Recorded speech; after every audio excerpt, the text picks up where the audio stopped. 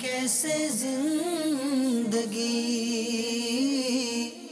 آؤ علماء سے پوچھ لیں، آئے جو مشکل پیش کوئی، آؤ علماء سے پوچھ لیں۔ الحمدللہ رب العالمین والصلاة والسلام علی سید المرسلین، اما بعد فاعوذ باللہ من الشیطان الرجیم، بسم اللہ الرحمن الرحیم۔ الصلاة والسلام علیک یا رسول اللہ وعلی آلک واصحابک یا حبیب اللہ۔ الصلاة والسلام علیک یا نبی اللہ وعلی آلک واصحابک یا نور اللہ۔ میٹھے میٹھے اسلامی بھائی اور مدنی چینل کے ناظرین، سلسلہ دارالفتاح اہل سنت میں ایک بار پھر آپ کو مرحبا کہتے ہیں۔ الحمدللہ عز و جل اس سلسلے میں ہم بہت سارے مسائل سیکھتے ہیں اور آج بھی سیکھیں گے۔ آپ سلسلے میں آخر تک شامل رہیں، ممکن ہو تو اہم مدنی پھول تحریر بھی فرمائیں۔ ابتداً درود پاک کی فضیلت عرض کی جاتی ہے کہ فرمان مصطفیٰ صلی اللہ تعالیٰ علیہ وسلم ہے، جس نے دن اور رات میں میری طرف شوق و محبت کی وجہ سے 3 مرتبہ درود پاک پڑھا، اللہ تعالیٰ پر حق ہے کہ وہ اس کے اس دن اور اس رات کے گناہ بخش دے۔ صلو علی الحبیب صلی اللہ تعالیٰ علی محمد صلی اللہ علیہ وسلم۔ آئیے مدنی چینل کے ناظرین، آپ کی کالز کو ہم شامل سلسلہ کرتے ہیں۔ دارالفتاح اہل سنت میں مفتی صاحب آپ کی بارگاہ میں عرض ہے کہ با جماعت نماز میں اگر امام صاحب کوئی سورت پڑھتے ہوئے بھول جائیں اور کوئی مبتدی لقمہ دے اور وہ سجدہ سہو کریں، کیا ہر لقمہ کوئی دیا جائے اگر کسی نماز میں وہ سجدہ سہو یعنی واجب ہوتا ہے، یا اس کی بھی کچھ یعنی کنڈیشنز ہیں؟ اس پر کچھ مدنی پھول عطا فرما دیجئے۔ اور ایک مسئلہ اور عرض کرنا تھا مفتی صاحب کہ دوران نماز مسجد میں جب لوگ فارغ ہوتے ہیں تو اونچی آواز میں گفتگو کرتے ہیں، جیسے بازار وغیرہ کی مساجد ہیں اور لوگ پاس نماز پڑھ رہے ہوتے ہیں، تو اس پر بھی مدنی پھول عطا فرمائیے کہ دوران نماز گفتگو کا جو معاملہ ہے وہ کس طرح کا ہونا چاہیے۔ السلام علیکم ورحمۃ اللہ وبرکاتہ۔ وعلیکم السلام ورحمۃ اللہ وبرکاتہ۔ 2 سوال کیے انہوں نے۔ ایک تو جب لقمہ دیا جاتا ہے، امام نے لقمہ لے لیا تو کیا اس پہ سجدہ سہو ہوگا؟ کیا فرمائیں گے؟ الحمدللہ رب العالمین والصلاة والسلام علی سید المرسلین، اما بعد فاعوذ باللہ من الشیطان الرجیم، بسم اللہ الرحمن الرحیم۔ انہوں نے سوال تو مطلقاً کیا ہے، جی لیکن اس کی کچھ صورتیں بنیں گی۔ اولاً تو یہ سمجھ لیا جائے کہ لقمہ کیا چیز ہے، لقمہ کہاں دینا چاہیے۔ بعض صورتوں میں لقمہ دینا جائز ہوگا اور سجدہ سہو کی بھی حاجت نہیں ہوگی، ٹھیک ہے۔ بعض صورتوں میں ہوگا کہ لقمہ دینا تو جائز ہوگا لیکن سجدہ سہو بھی کرنا پڑے گا، صحیح، ٹھیک ہے۔ اور بعض صورتیں ایسی ہوں گی جس میں لقمہ دینا ہی جائز نہیں ہوگا اور لقمہ دینے والے کی نماز ٹوٹ جائے گی، ٹھیک ہے، صحیح ہے۔ اور امام صاحب نے اگر اس کا لقمہ لیا تو اس کی بھی نماز ٹوٹ جائے گی۔ لہٰذا یہ بھی علم حاصل کرنا ضروری ہے۔ عمومی طور پہ یہ دیکھا جاتا ہے کہ نماز میں کہیں بھی امام صاحب سے سہو ہو جاتا ہے تو ہر کوئی جو ہے وہ لقمہ دے دیتا ہے، ٹھیک ہے۔ اور جب انہیں کہا جاتا ہے کہ بھائی یہاں لقمہ نہیں دینے کا، یہاں تو نماز فاسد ہو جائے گی آپ کی، تو وہ کہتے ہیں اگر لقمہ نہیں دیں گے تو نماز کیسے درست ہوگی؟ صحیح۔ تو خیر دیکھیں، لقمہ جو ہے یہ حقیقتاً کلام ہے، ٹھیک ہے، اور نماز کے اندر کلام کرنے سے نماز ٹوٹ جاتی ہے، مگر اصلاح نماز کے لیے ضرورتاً اس کو جائز رکھا گیا ہے، ٹھیک ہے، کہ جہاں نماز کی اصلاح ہو رہی ہو تو اصلاح نماز کے لیے ضرورتاً لقمہ دے سکتے ہیں۔ لقمہ ہے حقیقتاً کلام، ٹھیک ہے۔ یہ امام جو ہے جہاں کھڑا ہونا تھا امام بیٹھ گیا، تو آپ اگرچہ اللہ اکبر کہہ رہے ہیں تو مراد یہی ہے کہ امام صاحب سے آپ یہ کہہ رہے ہیں کہ کھڑے ہو جائیں، تو حقیقتاً کلام کر رہے ہیں یہ، صحیح۔ تو لیکن یہ کیونکہ اصلاح نماز کے لیے ہے تو وہاں لقمہ دینا جو ہے وہ جائز ہوگا، صحیح۔ اور اگر کہیں لقمہ جو ہے غلط اور بے محل لقمہ دیا تو وہاں لقمہ دینا جائز نہیں ہوگا، ٹھیک ہے۔ جیسے کہ امام صاحب جو ہے وہ قاعدہ اولا چھوڑ کر، ٹھیک ہے، وہ تیسری رکعت کے لیے پورا سیدھا کھڑا ہو گئے، ٹھیک ہے، پورے سیدھے کھڑے ہو گئے، تو ان کے سیدھے کھڑے ہونے کے بعد اب کسی نے لقمہ دیا تو یہاں لقمہ دینا جائز نہیں، صحیح۔ اس کی وجہ کیا ہے؟ کیونکہ حدیث میں بھی آیا ہے کہ جو پورا سیدھا کھڑا ہو گیا واپسی نہ لوٹے، صحیح، او کما قال علیہ الصلوۃ والسلام۔ تو اب شریعت یہ کہہ رہی ہے کہ وہ واپسی نہ لوٹے، اور یہاں جناب لقمہ دے کے یہ کہہ رہے ہیں کہ امام صاحب واپسی آ جائیں، ٹھیک ہے نا. تو یہاں محل نہیں ہے، یعنی ایک امر ناجائز کے لیے لقمہ دے رہے ہیں، صحیح ہے، ٹھیک ہے نا. تو یہاں کیونکہ بغیر ضرورت کے، کیونکہ یہاں اصلاح نماز کی بھی حاجت نہیں ہے، ٹھیک ہے. قادہ اولا واجب تھا، آخر میں سجدہ سہو کریں گے نماز ہو جائے گی، ٹھیک ہے نا.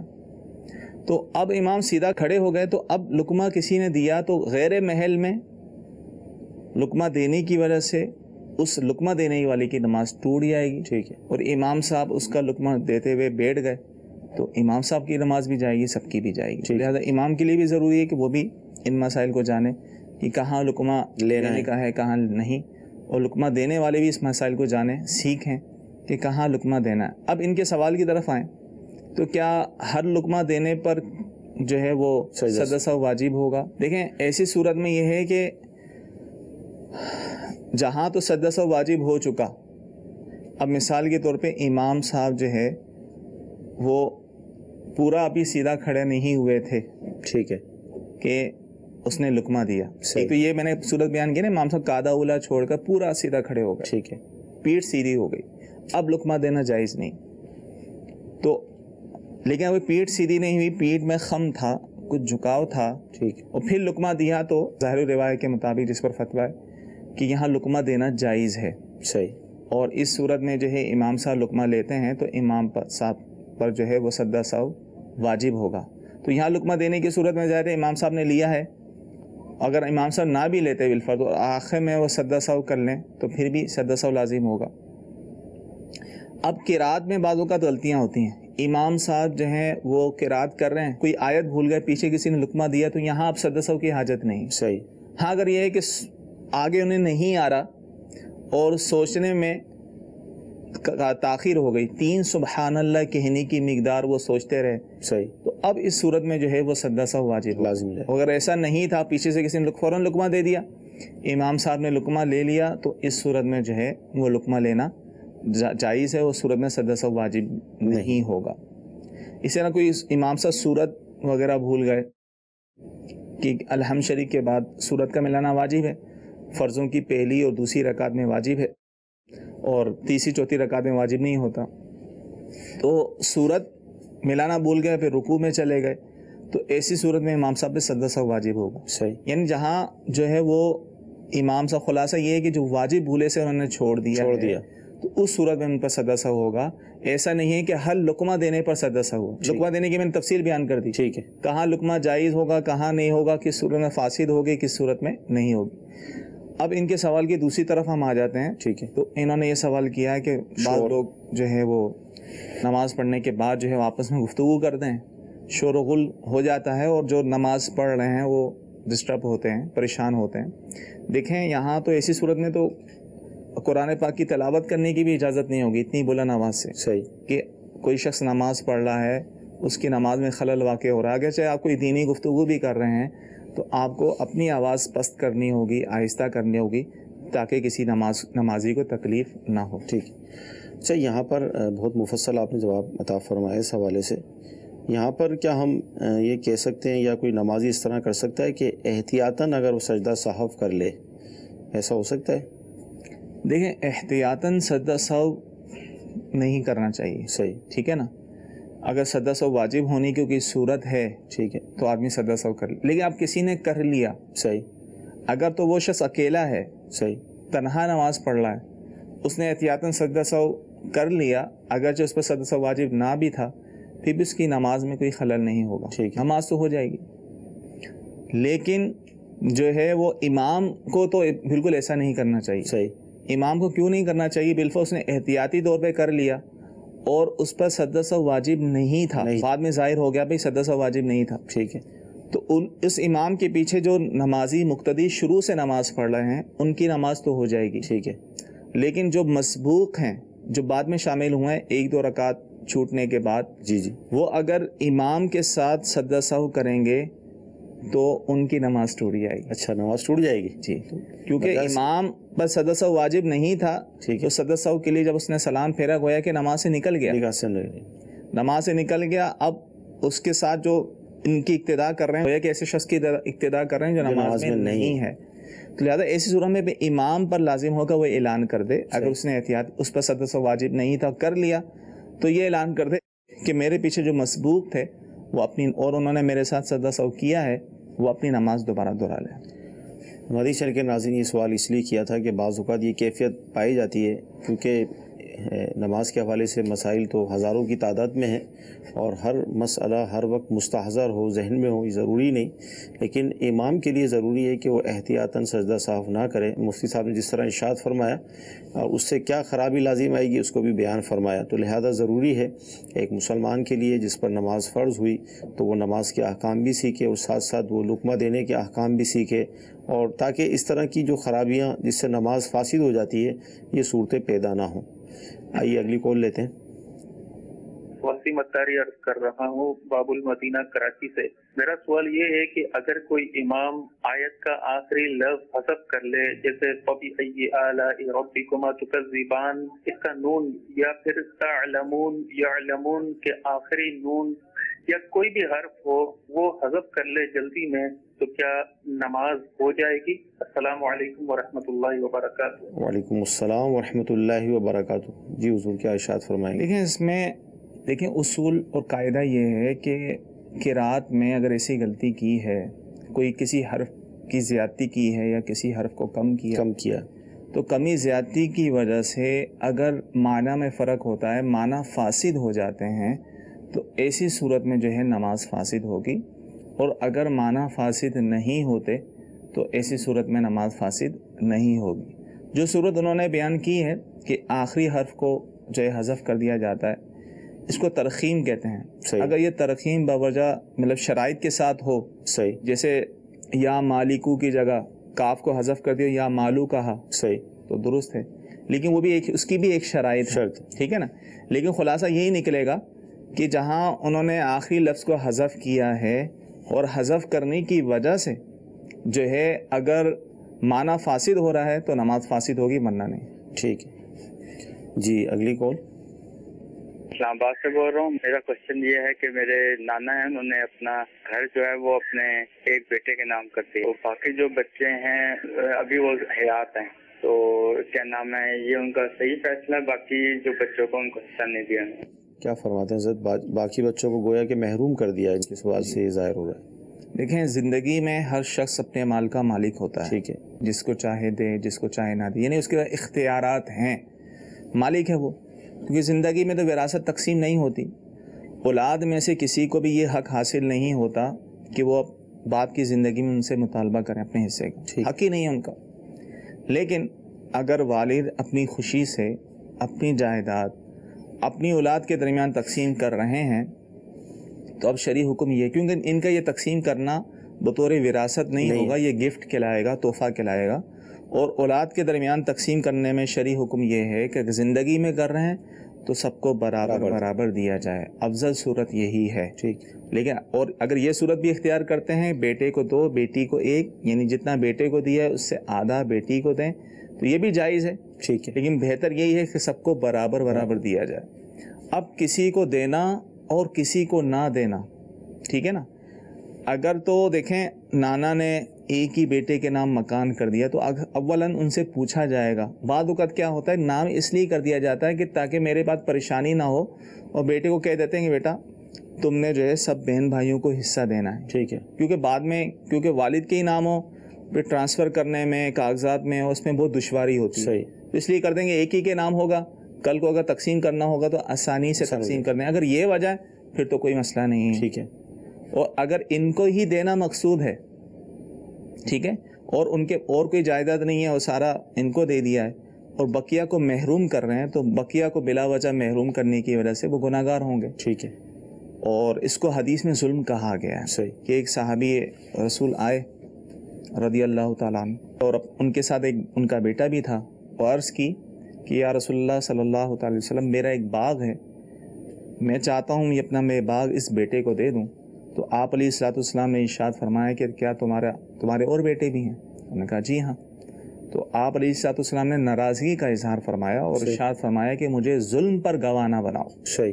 نہیں اس کو ظلم کہا ہے کہ ان کو دے رہے ہو دوسروں کو نہیں دے رہے. صحیح. ٹھیک ہے نا. تو اگر واقعی محروم کر رہے ہیں بلا وجہ شرعی محروم کر رہے ہیں کسی بیٹا بیٹی کو، تو اختیار تو اس طور پہ رکھتے ہیں کہ مالک ہیں، صحیح ہے، لیکن گنہگار ہوں گے نا انصافی کرنے کی وجہ سے، تو ایسا نہیں کرنا چاہیے. اگر دے رہے ہیں تو سب کو برابر دیں. صحیح. اور ایک نقطہ میں اور عرض کروں، صحیح، کہ عمومی طور پہ کیا ہوتا ہے کہ بیٹے کے نام مکان کر دیا جاتا ہے، بیوی کے نام مکان کر دیا جاتا ہے. صحیح. کسی کے نام مکان کرنا، یعنی اس شخص کے اپنا مکان تھا، اس نے کسی کے نام کر دیا، تو کسی کے نام مکان کرنا یہ گفٹ کرنے کی دلیل ہے. صحیح ہے نا، یعنی ان کو تحفہ دینا چاہ رہے ہیں. اور شریعت نے یہ کہا ہے کہ جس کو آپ تحفہ دے رہے ہیں وہ اس تحفے کا مالک کب ہوگا؟ جب اس پر اس کا ایک قبضہ کاملہ مکمل قبضہ ہو جائے گا. ٹھیک ہے. اور عمومی طور پہ ایسی صورت میں قبضہ نہیں ہوتا کہ باپ جس مکان میں رہ رہا ہوتا ہے وہی مکان بیوی کے نام کر دیتا ہے. صحیح. یا کسی بیٹے کے نام کر دیتا ہے، اور اپنی زندگی میں ان کو مکمل قبضہ نہیں دیا ہوتا، تو وہ شرعی طور پہ باپ کا ہی رہے گا. صحیح. اگرچہ قانونی طور پہ وہ جس بیٹے کا نام ہے، جس کے نام ہے، قانونی طور پہ تو اس کا ہوگا، لیکن شرعی طور پہ نہیں ہوگا. صحیح. کیونکہ ایک قبضہ کاملہ نہ ہوا. صحیح.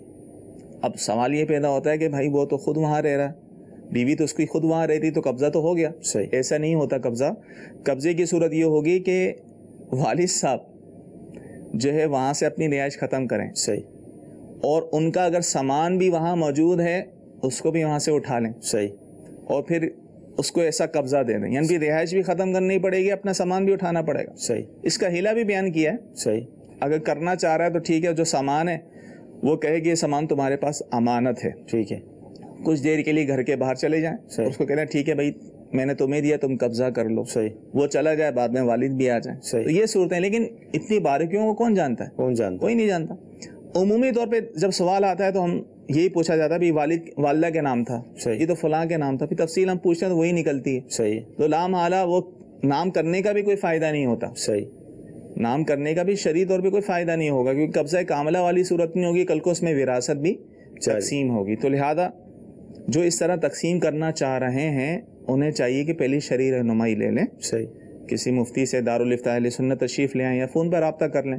اول تو ان سے پوچھا جائے گا کہ کیوں اس طرح کرنا چاہ رہے ہیں، کیا ان کے پاس کوئی شرعی جواز ہے یا نہیں. صحیح. ہو سکتا ہے کوئی نہ کوئی جواز ہو، بیٹے نافرمان ہوں یا اس طرح کے کوئی معاملات ہوں. صحیح. جو بھی صورتحال ہو سکتی ہے، تو شرعی جواز معلوم کر لیں، صورت معلوم کر لیں کہ آیا میں ایسا کرنا چاہتا ہوں، میرے لیے جائز ہے یا نہیں، اور مجھے شریعت اس بارے میں کیا حکم دیتی ہے.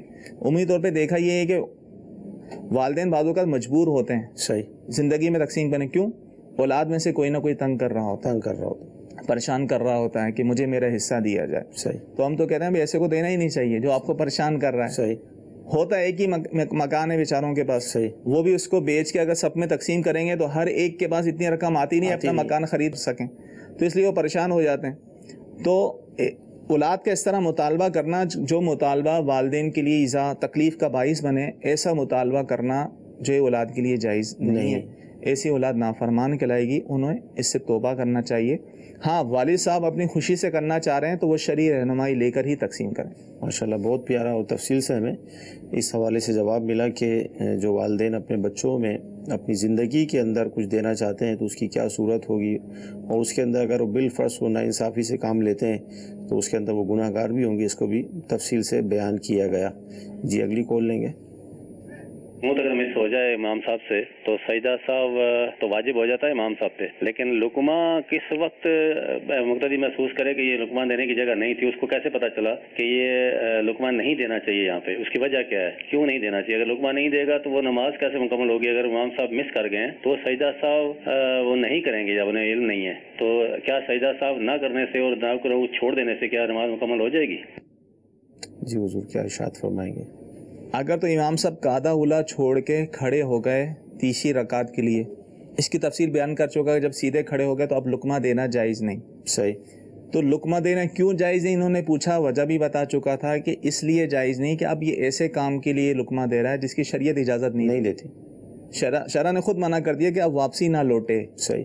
ٹھیک ہے، تو ایک امر ناجائز کام کے لیے لقمہ دے رہا ہے، غیر محل میں دے رہا ہے، تو اس طرح لقمہ دینے کی وجہ سے نماز فاسد ہو رہی ہے. کیونکہ پہلے عرض کر چکا کہ یہ حقیقتاً کیا ہے، کلام ہے. صحیح. اور یہ صرف اصلاح نماز کے لیے ضرورتاً اس کو جائز رکھا گیا.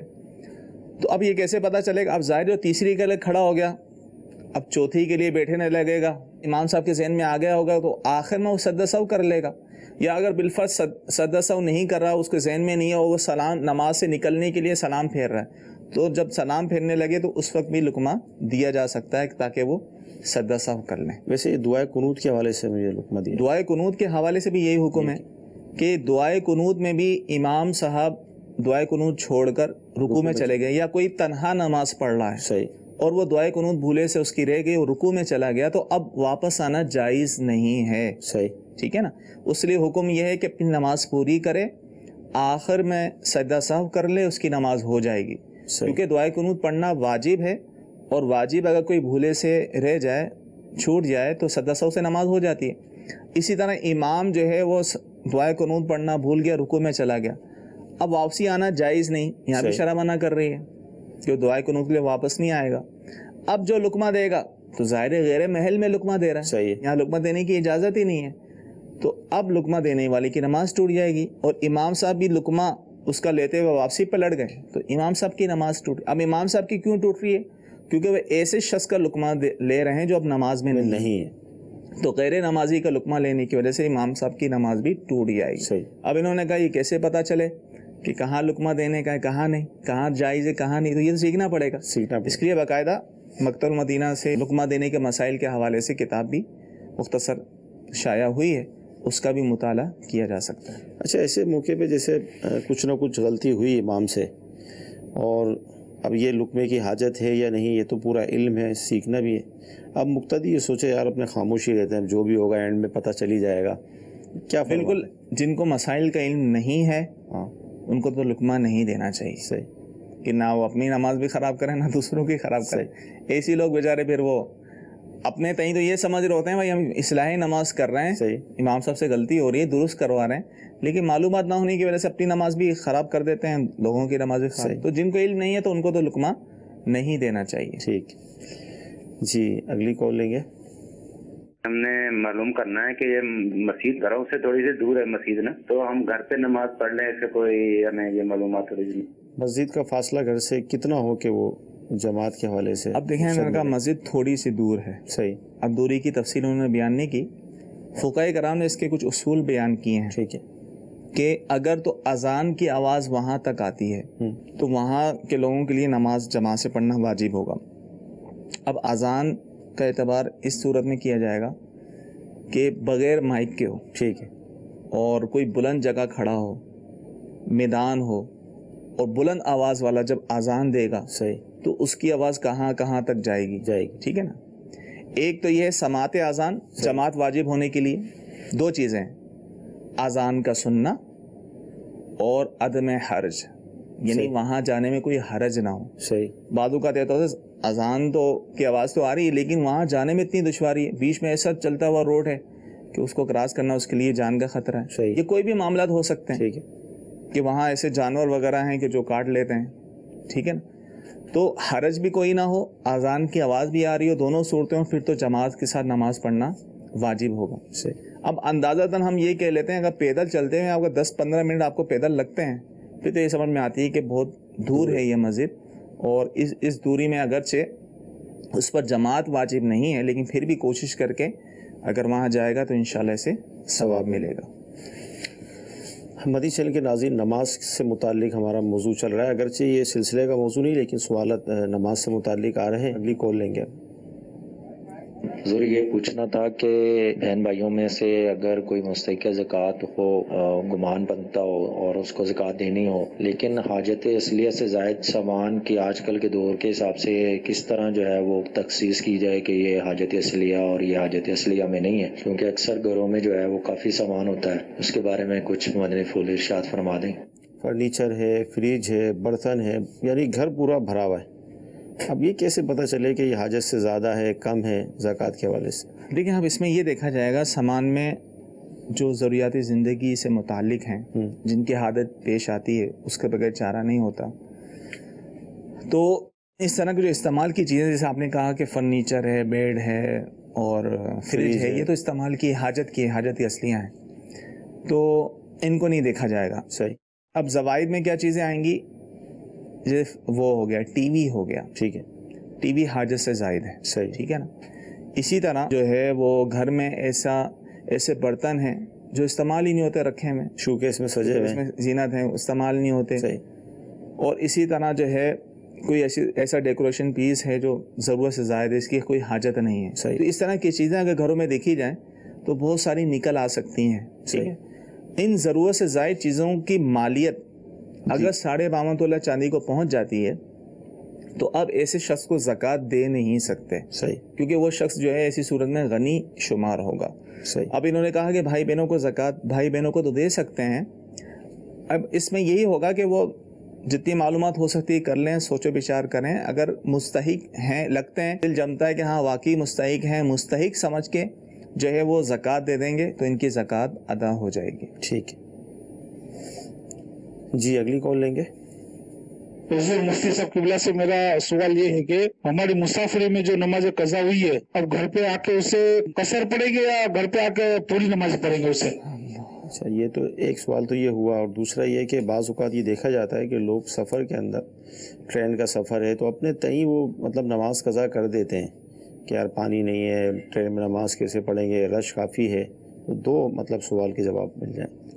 اولاً تو ان کے سوال کا جواب دیں کہ سفر میں جو نماز حالت سفر میں قضا ہوئی، اب اس کو یہ پڑھ رہے ہیں جیسے انہوں نے کہا گھر آ کر پڑھتے ہیں، جی جی، تو وہ قصر ہی پڑھیں گے. ٹھیک ہے. اس کا خلاصہ یہ قاعدہ یہ ہے کہ جو نماز جس حالت میں قضا ہوگی اس کو اسی حالت میں پڑھا جائے گا. ٹھیک ہے. حالت سفر میں قضا ہوئی ہے تو اس کو جب بھی پڑھیں گے تو قصر ہی پڑھیں گے، اور حالت حضر میں یعنی سفر کے علاوہ قضا ہوئی ہے تو اس کو اگرچہ حالت سفر میں قضا کریں گے تو اس کو پوری ہی پڑھیں گے. ٹھیک ہے. آپ صحیح کہہ رہے ہیں. سفر کے دوران جو ہے لوگ نماز چھوڑ دیتے ہیں، چاہے یہ سمجھتے ہیں کہ رخصت ہے، ہمیں جو ہے مجبوری ہے جو ہم جو ہے بعد میں پڑھیں گے. حالانکہ کوشش کریں تو پڑھنے والا کہیں بھی پڑھ سکتا ہے. صحیح. جس کا ذہن ہونا کہ میں نے پڑھنا ہے تو وہ جگہ بھی بنا لیتا ہے اور وہ پانی بھی تلاش کر لیتا ہے، وضو بھی ہو جاتا ہے، نہ ہو تو وہ تیمم بھی کر لیتا ہے. صحیح. اور وقت کے اندر نماز ادا کر لیتا ہے. ساری باتیں فکر کی نا. صحیح. کہ اس کو نماز کی فکر ہو اور نماز چھوڑنے کی جو وعیدیں ہیں اس کے ذہن میں ہوں کہ ایک نماز چھوڑنے کا کتنا بڑا گناہ ہے. صحیح. اب حالت سفر میں بھی نماز چھوڑنے کی اجازت تو نہیں ہے نا. صحیح. شریعت نے ٹھیک ہے تخفیف کی ہے، وہ نماز میں کی ہے کہ رکعتوں میں کہ 4 کی جگہ 2 پڑھ لے. صحیح. لیکن نماز قضا کرنے کی اجازت نہیں ہے. اور صورت پیش آ سکتی ہے، یعنی وہ اگر چاہے تو ٹرین میں چلتی ٹرین میں بھی نماز پڑھ سکتا ہے. پانی کی سہولت میسر ہو سکتی ہے، نہ ہو تو تیمم کرنے کی بھی اجازت. نماز کا وقت جا رہا ہے تو تیمم کر کے بھی نماز پڑھ سکتا ہے. صحیح. چلتی ٹرین میں اگرچہ فرض وتر سنت فجر جو ہے وہ نماز نہیں ہوتی، لیکن اب وقت جا رہا ہو اگر وہ پڑھ لے تو نماز وہ پڑھے گا اور بعد میں اس نماز کو دہرانا ہوگا. باقی سنت و نوافل چلتی ٹرین میں پڑھنے میں مطلب کوئی مسئلہ نہیں ہے.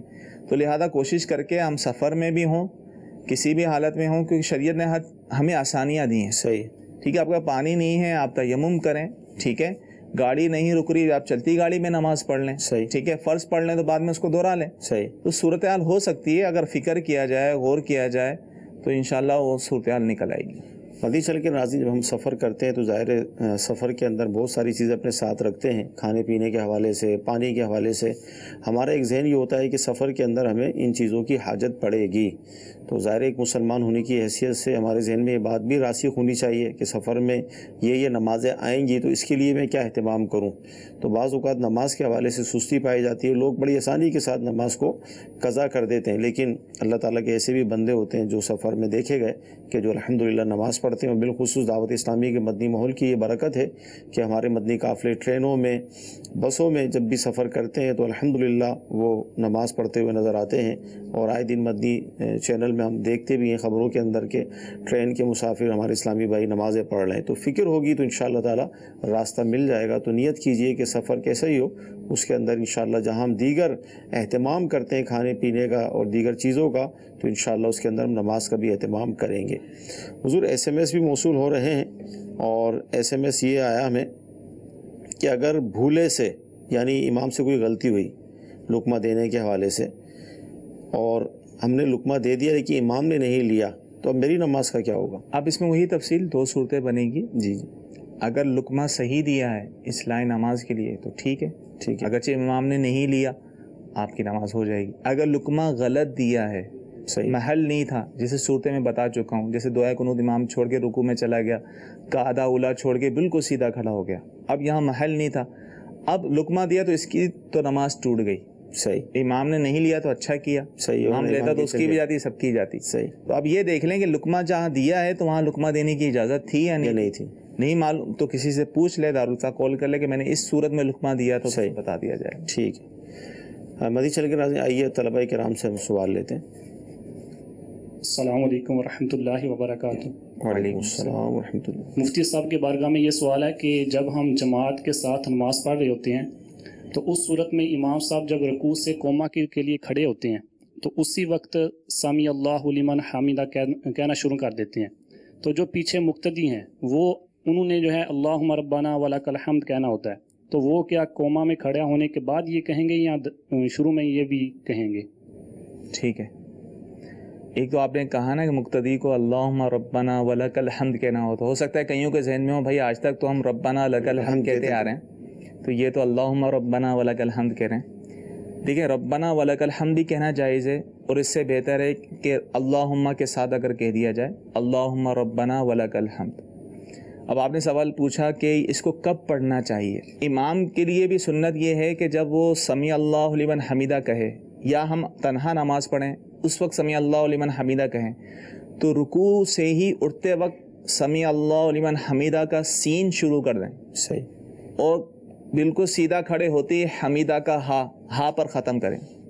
اسی طرح اللہم ربنا ولک الحمد ہم کہیں گے تو الف رکوع سے ہی شروع کر دیں گے، اٹھتے ہی اللہم ربنا ولک الحمد، حمد کی دال جو ہے کھڑے ہو کے ختم کریں گے. تو یہ ہے سنت طریقہ. لیکن عمومی طور پہ کیا ہوتا ہے، عادت ہوتی ہے لوگوں کی، پہلے سیدھا کھڑے ہو جاتے ہیں پھر سمی اللہ الحمیدہ کہتے ہیں یا ربنا لک الحمد کہتے ہیں، تو خلاف سنت ہے. نماز پھر بھی ہو جائے گی، لیکن سنت طریقہ یہ ہے کہ جب بھی ایک رکن سے دوسری رکن کی طرف آپ جائیں گے تو جاتے ہوئے ابتدا کریں گے، وہاں پہنچ کے ختم کریں گے. اسی طرح تکبیر ہم کہتے ہیں، اللہ اکبر کہتے ہوئے دوسرے رکن میں جاتے ہیں. یہی کہا گیا ہے کہ جیسے ایک رکن سے جانے لگیں تو اللہ شروع کر دیں اور بر جو ہے وہاں جا کر اس رکن پہ جا کے ختم کریں. جی اگلی کال لیں گے سلسلے میں. محمد رمضان بول رہا ہوں جی. میں نے پوچھنا تھا، میں نے اپنا بیٹا وہ دیا ہوا ہے کسی کو، وہ بدلیت چینج کر سکتے ہیں؟ اپنا بیٹا کسی کو دیا ہوا ہے؟ دیکھیں بیٹا کسی کو دینے سے ظاہر ہے وہ بیٹا اسی کا نہیں ہو جائے گا. صحیح. بیٹا اسی کا رہے گا، اسی کی ولدیت چلے گی، اسی کا ہی وارث ہے. صحیح. لیکن جب دے دیا تھا تو ظاہر ہے عمومی طور پہ جب دے دیا پرورش کے لیے دے دیا جاتا ہے تو واپسی عمومی طور پہ نہیں لیا جاتا. جب اس نے کہا تھا کہ میں نہیں لوں گا تو اس کو وعدے کو پورا کرنا چاہیے. صحیح. لیکن شرعی طور پہ ہے اس کا بیٹا ہی. ٹھیک ہے نا، ہے اس کا بیٹا ہی، وہ جب چاہے جو ہے وہ اس کو واپس لے سکتا ہے. ٹھیک. جی اگلی کال. اگر نماز میں امام صاحب کی آواز کی وجہ سے مقتدی نماز میں آگے پیچھے ہو جائے تو کیا اس کو نماز دہرانا پڑے گی یا ہو جائے؟ آواز میں کیسے آگے پیچھے؟ کیا فرما؟ امام کی آواز کی وجہ سے مقتدی آگے پیچھے ہو جائے. صحیح. تو شاید اس سے مراد یہ ہوگی کہ ان کو پتہ نہ چلا تکبیرات کا کہ امام صاحب رکوع میں ہیں یا سجدے میں ہیں، آگے پیچھے ہو گیا شاید آواز کی وجہ سے.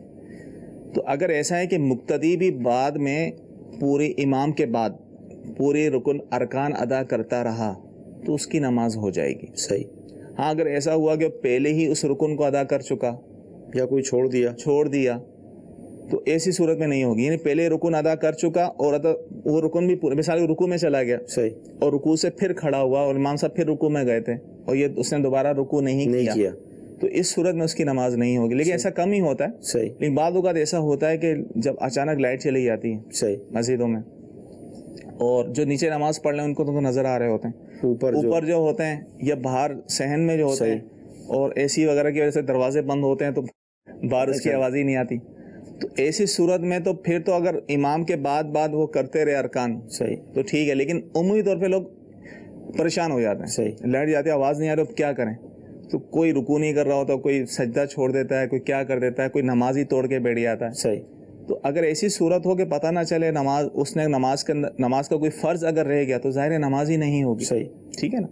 تو اب سوال جس طرح کا تھا ان کا مطلقاً سوال ایک کیا تو کہیں جو صورتیں بن سکتی تھیں وہ میں نے بیان کر دی. یعنی اگر جیسے جو پکا نمازی ہوتا ہے روزانہ نماز پڑھ لے، اس کو امام کی پریکٹس تو پتہ ہوتی ہے کہ امام ابھی کہاں ہوں گے. مثالیں اگر وہ مطلب تھوڑا سلو چلے اور پیچھے پیچھے چلتا رہے، یعنی امام سے اول تو یہ ہونا چاہیے کہ کیونکہ امام کی اقتداء میں یہ ضروری ہے کہ اقتداء کے لیے کہ امام کے بارے میں پتہ ہو کہ امام رکوع میں ہے، سجدے میں ہے، کس رکن میں ہے. وہ یا تو آواز سے پتہ چلے گا یا مکبر کی آواز سے پتہ چلے گا. تو ایسی صورت میں جو مکبر ہیں، صحیح، یعنی پیچھے مقتدی نماز پڑھ لیں نا، جب وہ ایسی صورتحال دیکھیں ان کو تکبیر بلند آواز سے کہہ دینا چاہیے، جبکہ تکبیر کہنا جانتے ہوں صحیح طرح، اس نیت سے کہ بھائی بلند آواز سے اس لیے کہہ رہا ہوں کہ ان تک آواز پہنچ جائے، اور ویسے تکبیر کہنے میں نیت تسبیح کی ہی کرے صحیح، اور بلند آواز سے مراد یہ ہے کہ ان تک آواز پہنچ جائے. ٹھیک ہے. تو ایسے مکبر کو جو ہے وہ تکبیرات کہہ دینی چاہیے تاکہ ان تک آواز پہنچ جائے. اچھا، ایک صورت یہ بھی بن سکتی ہے جیسے اسٹیشن ہیں یا دیگر ایئرپورٹس وغیرہ ہوتے ہیں، اب وہاں کوئی جماعت قائم ہے جیسے اسٹیشن کی مساجد میں ہوتا ہے. اب ہمیں پتہ ہے کہ ہماری ٹرین جو ہے 5 منٹ کے لیے ہی رکی ہے مثال کے طور پہ، ہم جماعت میں شامل نہیں، ہم نے الگ سے اپنی نماز شروع کر دی. اب اس میں مطلب بھول گیا امام کی آواز کی وجہ سے یا کچھ. لیکن جو اپنی نماز پڑھ رہا ہے وہ تو نہیں بھولے گا، ظاہر ہے جی، یعنی اپنی تنہا نماز پڑھ رہا ہے، اور ظاہر ہے ایسی صورت میں وہ پڑھ سکتا ہے، کیونکہ ایسی مساجد جو ہوتی ہیں وہ عمومی طور پہ جو ہے وہ جائے نماز والی ہی حیثیت ہوتی ہے، اور جماعت اولیٰ والی صورت اس میں نہیں پائی جاتی. یا ہو بھی صحیح لیکن اس کو یہ خوف ہے کہ اس کی گاڑی نکل جائے گی، تو ایسی صورت میں وہ تنہا نماز پڑھ کے بھی جا سکتا ہے. جی، لیکن دعائیں نہیں آتی، کیا کریں؟ حج کیسے ہوگا بغیر دعاؤں کے؟ کوئی مسئلہ نہیں، پریشان ہونے کی ضرورت نہیں ہے، بس درود پاک پڑھتے رہیں ہر جگہ. نیت یاد کر لیں، لبیک یاد کر لیں، تلبیہ جو ہے لبیک اللہم لبیک یہ عمومی طور پہ یاد ہو جاتی ہے. عمرے کی نیت وغیرہ یہ چیزیں یاد کر لیں، باقی کوئی دعا یاد نہیں ہوتی کوئی مسئلہ نہیں. صحیح. طواف کی دعا یاد نہیں ہوتی، صفا مروہ کی یاد نہیں ہوتی، آپ ہر جگہ درود پاک پڑھتے رہیں. سب سے افضل کہا گیا اس کو کہ درود پاک آپ پڑھتے رہیں. عمومی طور پہ لوگ پریشان ہوتے ہیں، بعض کو دیکھا ہے کہ وہ کتابیں لے کر اسی میں ہی لگے رہتے ہیں. ایک عجیب سی مطلب وہ ایک ہوتا ہے کہ پھر وہ کیفیت بن نہیں پاتی. صحیح. کہ آدمی لگا ہوا ہے کو میں نے یہ ساری پہلے چکر کی دعا پڑھنی، دوسرے چکر کی دعا پڑھنی، تیسرے چکر کی دعا پڑھنی، یا تو بندہ زبانیں یاد کر لے. صحیح. لیکن کوئی ضروری نہیں ہے، یعنی کسی کو اگر دعائیں یاد نہیں ہیں اس کا حج پھر بھی ہو جائے گا. صحیح. عمرہ بھی اچھی طریقے سے ہو جائے گا، جب نیت وغیرہ سارے معاملات اس نے صحیح کر لیے، تمام ارکان کر لیے، دعا ایک بھی نہیں پڑی. صحیح. ٹھیک ہے نا، تو اس کا عمرہ اور حج ادا ہو جائے گا. ویسے کیا آپ ذہن دیں گے کہ جو طواف کی دعائیں، ہر چکر کی دعا، بڑے خوبصورت الفاظ ہیں، بڑی پیاری دعائیں ہیں، تو آدمی کوشش تو کرے نا یاد کرنے کی. کوشش کرے، لیکن جن بیچاروں کو دعائیں قنوت یاد نہیں ہو پا رہی، بڑے عرصے سے لگے ہیں، اب پوچھتے ہیں کہ اس کی جگہ ہم کیا پڑھیں، وہ اتنی لمبی لمبی دعائیں کیا کیسے یاد کریں؟ ہاں، جو حفاظ ہیں، جو ویسے ہی جن کی تلفظ اس کے لیے ہوتی ہے، تو ان کے لیے اگر کوشش کریں آسان ہوتا ہے. صحیح. عوام کی حالت بیچاروں کی ایسی ان کے لیے مشکل ہے. صحیح. وہ اگر اس میں نہیں پڑھیں تو اچھا ہے، جن کو مشکل ہو رہی ہے، یاد نہیں ہو رہی ہے، تو ٹھیک ہے، کوئی مسئلہ نہیں، رہنے دیں، اس کی جگہ درود پاک پڑھ لیں. ٹھیک ہے. مدنی چینل کے ناظرین جس سے حج کی سعادت نصیب ہو رہی ہے، یعنی ان کو یہ ہے کہ سارے ان کے اہتمام ہو چکا ہے، تو رفیق الحرمین آپ اس کتاب کو حاصل کر لیں. امیر اہل سنت کی بہت پیاری کتاب ہے اور اس کے اندر پورا حج کا طریقہ موجود ہے. تو الحمدللہ پوری ایک ہے ترکیب کے امت تک یہ ساری باتیں پہنچائی جائیں، اہتمام کیا جائے. تو میری آپ سے مدنی التجا ہے کہ آپ اس کتاب کو حاصل کریں، ابھی سے دعائیں یاد کریں، تاکہ جس مقام پر جو دعا پڑھنے کی اس میں تحریر کی گئی ہے، جو احادیث سے لی گئی ہیں، تو انشاءاللہ اس کا ایک الگ ہی ذوق بنتا ہے. اگر دعائیں یاد نہیں ہوں گی تو حل تو ہے ہمارے پاس کہ ہم درود پاک پڑھ لیں، لیکن اگر دعائیں یاد ہوں گی، اول آخر درود شریف بھی پڑھیں گے، دعائیں بھی پڑھیں گے، تو انشاءاللہ بہت مزہ آئے گا، بہت سرور آئے گا. اللہ ہمیں توفیق عطا فرمائے. جی اگلی کال لیں گے.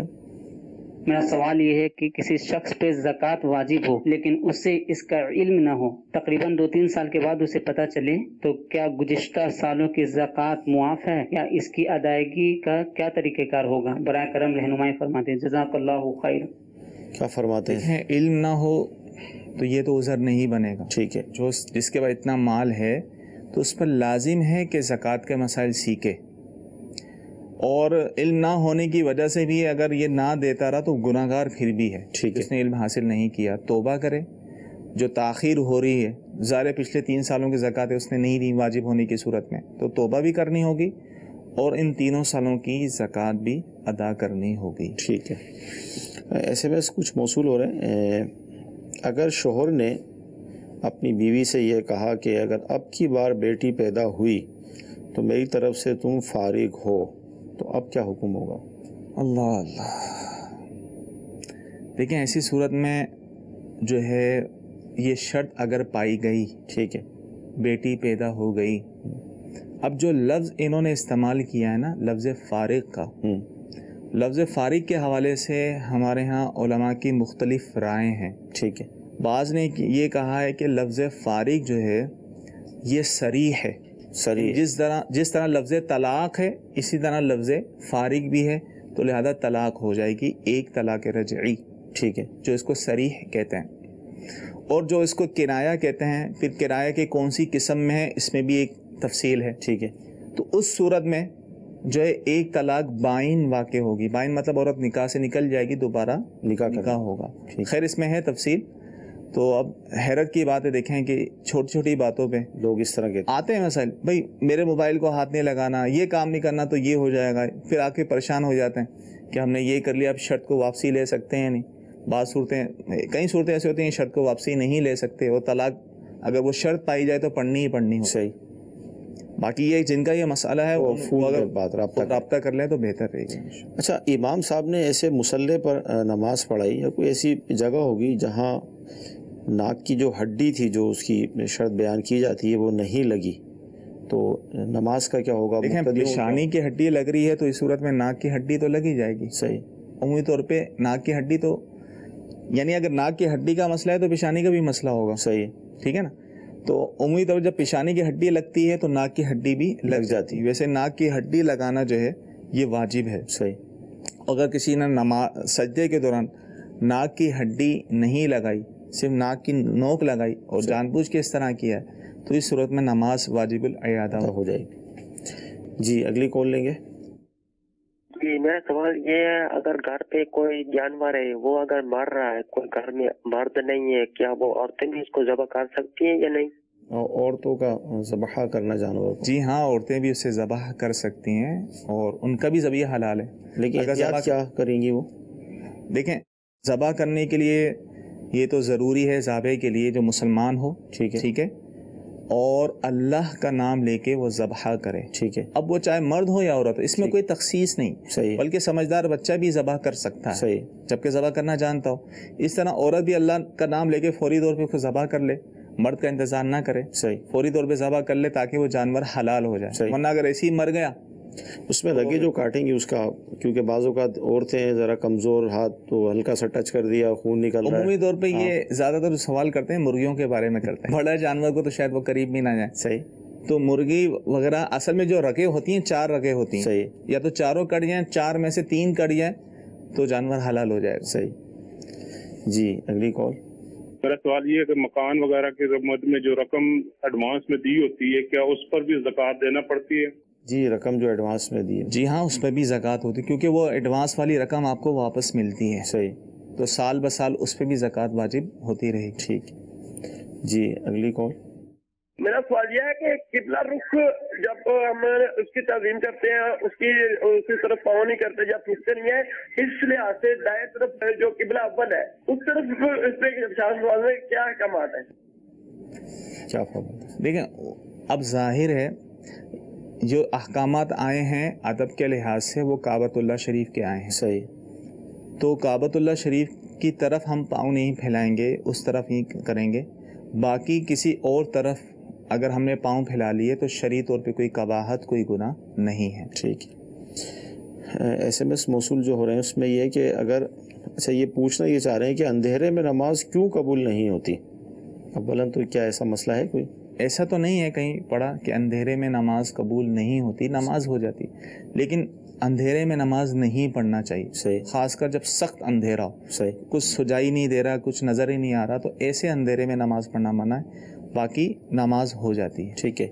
جو مقتدی ظہر کی دوسری رکعت کے اندر شامل ہوا، کیونکہ ظاہر اس میں امام صاحب کی قرات بلند آواز سے نہیں ہوتی، تو کیا یہ ثنا پڑھ سکتے ہیں؟ بالکل پڑھے گا، کیونکہ مقتدی کسی بھی رکعت میں شامل ہوا، صحیح، ٹھیک ہے، اور امام بلند آواز سے قرات نہیں کر رہا، جیسے سٹی نماز ہے ظہر و عصر کی، یا جہری نماز ہے لیکن تیسری یا چوتھی رکعت میں شامل ہوا، صحیح، اس میں جہر نہیں ہوتا، تو جب وہ شامل ہوگا اس کو پہلی رکعت وہ کھلائے گی تو اس میں وہ ثنا پڑھے. ٹھیک ہے, تو ثنا پڑھ سکتا ہے بالکل. لیکن جب وہ اپنی ابتدا کرے گا نمازوں کی, اب اس کو پڑھنے کی حاجت, پہلے پڑھ چکا ہے نا, تو اب پڑھنے کی حاجت نہیں ہے. ٹھیک ہے, ہاں پہلے اس نے نہیں پڑھی تھی, جب اپنی پڑھنے کے لیے کھڑا ہوگا تو اس میں وہ ثنا پڑے گا. ٹھیک ہے جی. اگلی کال.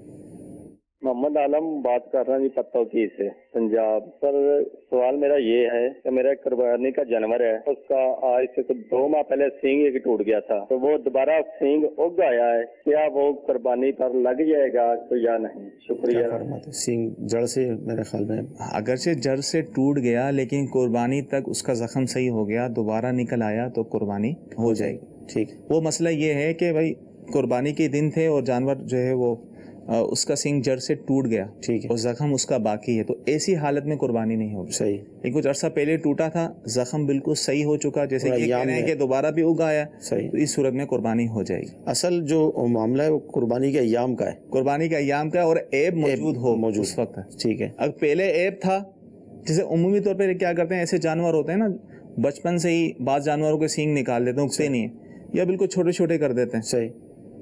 تو یا اگر شروع میں زخم ہوتا بھی ہے تو قربانی تک وہ زخم جو ہے وہ صحیح ہو جاتا ہے. صحیح. مسئلہ یہ قربانی تک جو ہے زخم اس کا بالکل صحیح ہو چکا ہے, تو عیب باقی نہ رہا, لہذا قربانی ہو جائے گی. جی جی. اگلی کال. محمود احمد ساقباد سے عرض کر رہا ہوں. میرا سوال یہ ہے کہ مذاق میں قرآن اندازی کرنا کیسا ہے, جیسا کہ اس بات کی قرآن اندازی کرنا کہ پہلے کون ترقی کر جائے گا, پہلے کس کی جاب لگ جائے گی, جواب ارشاد فرما دیجیے. بعض کو لڑکے بیٹھتے ہیں آپس میں, اگر اچھا شگون لیتے ہیں یار, چلو جس کا پہلے نام نکل آئے گا اس کی پہلی نوکری لگ جائے گی, اس میں کوئی ایسی شرط تو ہوتی نہیں ہے لین دین کے معاملات میں, تو جائز ہے, کوئی حرج. لیکن بعض اوقات یہ جیسے آپ نے کہا کہ اگر شگل میلہ ہی ہے اور مطلب اس میں کوئی ایسی شرط نہیں ہے, لیکن چیزیں بعض اوقات لے جاتی ہیں اس طرف, روز کی جب عادت پڑ جائے. جی جی, ہو سکتا ہے. مثال کے طور پہ یار جس کے نام کی پرچی نکلے گی وہ کھلائے گا, ہے نا, یا جو ہر گیا تو وہ کھلائے گا. اس طرح شرائط جو دونوں طرف سے ہوتی ہیں, تو یہ صورت جائز نہیں ہوتی, لیکن انہوں نے صورت بیان کی ہے. ٹھیک ہے, بظاہر اس میں کوئی قباحت نہیں. ٹھیک ہے جی. اگلی کال. مسئلہ معلوم کرنا ہے, یہ جو ہمارے جو آخری کا جو بٹن ہوتا ہے, گریبان کا جو بٹن ہوتا ہے, اس کی جو ہڈی جو دکھتی ہے, کیا اگر یہ ہڈی اگر دکھے گی تو نماز ہو جاتی ہے؟ تو سینہ دکھنے کا جو حکم ہے نماز کے, جی بالکل ہو جاتی ہے. یہ اس ہڈی کی بات کر رہے ہیں. جی جی. یہ جو ہڈی ابری ہوئی ہڈی نظر آ رہی ہے نا, اس کی بات کر رہے ہیں. اس میں کوئی مسئلہ نہیں, ایک بٹن یا 2 بٹن بھی کھلے ہوئے ہوں تو نماز ہو جائے گی. ٹھیک ہے جی. اگلی کال. بعض مساجد کے اندر اے سی کے لیے پیچھے پلاسٹک کے پردے وغیرہ لگاتے ہیں, وہ بہت پتلے ہوتے ہیں. اب پیچھے 2 صفیں رہتی, جب لوگ پردے کے آگے سے گزرتے ہیں, سامنے نمازی بھی رہتے ہیں, تو کیا اس طریقے سے گزر سکتے ہیں؟ اور یہ بھی بتائیں کہ نمازی کے کتنی دور سے گزرنا جائز ہے؟ کیا فرماتے ہیں؟ وہ جو پردے ہوتے ہیں پلاسٹک کے, وہ بھی سترے کے حکم میں. صحیح. ٹھیک ہے نا. اگرچہ مسئلہ تو انہوں نے ان کے ذہن میں یہ ہوگا بھائی سترہ کم سے کم 1 انگلی موٹا ہو. صحیح. تو موٹائی چوڑائی میں بھی دیکھی جاتی ہے. صحیح. صرف اس طرح موٹائی نہیں. اصل مسئلہ یہ ہے کہ اس لیے کہا گیا ہے کہ اگر بہت ہی باریک ہوگا دور سے نظر ہی نہیں آئے گا. صحیح. ٹھیک ہے نا. اگر وہ پتلی سی پلاسٹک ہی صحیح, جیسے اوپر سے لے کے نیچے زمین تک ہوتی ہے عمومی طور پہ, تو وہ سترے کے حکم میں ہے. ٹھیک ہے. اس کے آگے سے گزر سکتے ہیں. اب انہوں نے سوال کیا کہ کتنی آگے سے گزر سکتے ہیں. دیکھیں, ایک تو بہت بڑی مساجد ہوتی ہیں, جیسے مسجد الحرام شریف, مسجد نبوی شریف, یہ مسجد کبیر کے حکم میں ہے. جو مسجد کبیر میں نماز پڑھ رہا ہے یا کھلے میدان میں نماز پڑھ رہا ہے, تو موضع سجود کے آگے سے گزر سکتا ہے. صحیح. اس کی یہ ہے کہ بندہ جب سجدے کی طرف نظر کرے گا, تو جب سجدے کی طرف نظر کرتا ہے تو کچھ نظر اس کے آگے طرف پھیلتی ہے. جس طرف اس کی نظر پھیل رہی ہے یہ موضع سجود کہلاتا ہے, تو اس کے آگے سے گزر سکتے ہیں. لیکن عام مساجد ہمارے یہاں چھوٹی مساجد ہوتی ہیں, ان میں جو ہے چاہے کوئی مسجد کے آخری صف میں بھی نماز پڑھ رہا ہو اور کوئی دیوار قبلہ سے بھی گزرنا چاہے اور بیچ میں کوئی سترہ نہ ہو, تو اس کا گزرنا جائز نہیں ہوگا. صحیح. اچھا, ایس ایم ایس یہ ہے کہ وضو کے حوالے سے بالخصوص کہ وضو ٹوٹ رہا ہے, کیفیت بن رہی ہے, لیکن وضو ٹوٹا یہ یاد نہیں ہے. اب امام اور مقتدی دونوں کی صورتیں, تو کیا ہوگا حکم؟ شک کی بنا پر جو ہے وہ وضو نہیں ٹوٹے گا. صحیح. شک ہے پتہ نہیں ٹوٹا تھا یا نہیں ٹوٹا تھا, تو حکم یہی ہے کہ وضو برقرار ہے. صحیح. لیکن جب ایسی کیفیت پیدا ہو تو حکم یہ ہوتا ہے کہ اگر شدت ہے, صحیح, ری خارج ہونے کی شدت ہے, پیشاب پخانے کی شدت ہے, اور جو ہے وقت میں وسعت بھی ہے نماز، تو ایسی صورت میں واجب ہوتا ہے کہ نماز کو وہ توڑ دے اور حاجت سے فارغ ہو کر وضو کر کے پھر نماز پڑھے. لیکن اگر شدید حاجت نہیں ہے، معمولی ہے، تو توڑنا واجب نہیں، اگرچہ مستحب ہے. ٹھیک. اور وقت کی جو قید لگائی آپ نے، اس لیے وقت کی قید لگائی کہ اس وقت وہ دوبارہ وضو کر کے حاجت سے وقت کرے گا تو نماز کا وقت نکل جائے گا. جیسے فجر کا وقت نماز پڑھ رہا ہے آخری وقت میں اور چند منٹ باقی ہیں، اب اس کو پتہ ہے کہ حاجت کے لیے جائے گا، پھر وضو کرے گا تو نماز کا وقت جاتا رہے گا، نماز قضا ہو جائے گی، تو ایسی صورت میں اسی حالت میں نماز وہ پڑھ لے گا. اچھا، اس میں سے یہ ہے کہ گونگے پہ بھی کیا نماز فرض ہوتی ہے؟ کیونکہ وہ تلاوت تو کر ہی نہیں سکتے. بالکل، گونگے کی بھی نماز فرض ہوگی. صحیح. جی اگلی کال لیں گے. ایک ڈرائیور روزانہ گاڑی جو ہے نا 100 کلومیٹر لے کے جاتا ہے، پھر وہ واپس آتا ہے، تو کیا آنے جانے میں راستے میں جتنی نمازیں ہیں وہ اس کی اپنا قصر ہوں گی یا مقامی طور پر پڑھی جائیں گی؟ کیا فرماتے؟ جی ہاں، وہ دوران سفر جو نمازیں پڑھے گا وہ قصر پڑھے گا. صحیح. اب روزانہ 100 کلومیٹر جاتا ہے، پھر 100 کلومیٹر آتا ہے، تو جیسے ہی جب وہ نکلے گا اپنی شہر کی حدود سے، جب وہ نکلے گا وہ مسافر ہے شریف. صحیح. تو دورانے جب تک دوبارہ اپنے شہر پہ لوٹ نہیں آتا، تو وہ جب تک لوٹ نہیں آتا اس دوران جتنی بھی نمازیں آئیں گی صحیح وہ قصر پڑے گا، یعنی جو 4 فرض ہیں ان کو 2 کر کے پڑے گا. جیسے کراچی سے حیدرآباد اگر جاتے ہیں تو فاصلہ تو اتنا بن ہی جاتا ہے. جی، کراچی کے حدود سے نکلتے یا وہ مسافر شروع، تو حیدرآباد سے جب تک دوبارہ واپسی کراچی نہیں آ جاتے اس وقت تک جتنی بھی نمازیں ہیں وہ قصر پڑے گا. جبکہ کراچی ان کا مسکن، کراچی وطن اصلی، حیدرآباد ویسی وہ کاروبار کے لیے، کام کے لیے جا رہا ہے. ٹھیک ہے. جی اگلی کال. مفتی صاحب کی بارگاہ میں عرض ہے کہ اگر کوئی شخص کسی کے پاس سے 2 لاکھ روپیہ قرض لیتا ہے اور لوٹاتے وقت اس کو کچھ پیسے زیادہ دیتا ہے 2 لاکھ سے، تو کیا یہ سود کے اندر شامل ہوگا؟ اپنی خوشی سے دے رہا ہے، لیکن اگر شروع میں طے تھا کہ 2,25,000 لوں گا، یا کچھ اوپر دے دینا اپنی مرضی سے، صحیح، جو بھی ہے خوشی سے دے دینا بس، صحیح، تو یہ بھی ناجائز ہے، سود ہو جائے گا. سود ہو جائے گا. یہ پتہ ہے کہ یار اس کو جب بھی دو نا پیسے ملتے ہیں، واپسی زیادہ ہی دیتا ہے، تو یہ بھی جائز نہیں. کل معروف کل مشروط کی طرح. ہاں اگر نہ پہلے سے پتہ ہے کہ زیادہ دیتا ہے، نہ اس وقت شرط رکھی تھی، بعد میں اس نے ویسی یار اس نے مجھ پر احسان کیا ہے، اس نے اپنی خوشی سے دے رہا ہے، تو جتنا دے رہا ہے لینا جائز ہے. صحیح. جی اگلی کال. جو پرائیویٹ تعلیمی ادارے ہوتے ہیں، وہ گرمیوں کی 3 ماہ کی چھٹیاں جو ہوتی ہیں ان کی 3 ماہ کی فیس پہلے سے ایڈوانس میں وصول کر لیتے ہیں، تو ان کا لینا کیا جائز ہے؟